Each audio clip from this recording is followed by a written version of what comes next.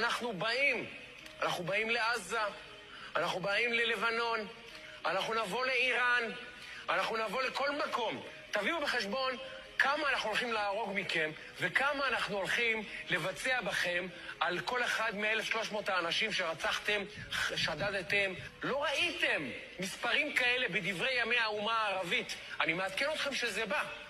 למקרה שאתם מבולבלים, אני מעדכן אתכם שזה בא.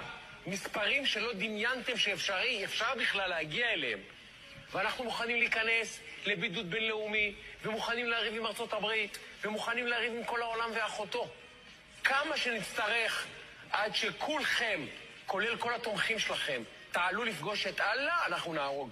שיהיה ברור, זה המצב בישראל, זה הסנטימנט. אז תחגגו ברשתות החברתיות, תעשו פרי פלסטיין, תעשו את כל המסכנות שלכם, ואנחנו נבוא להשמיד אתכם. להשמיד. תעבירו את זה, תריצו את הסרטון הזה, שיראו כל החברים שלכם, מה אנחנו עומדים לעשות לכם. Did he just call for the genocide of everyone that supports the Palestinian people?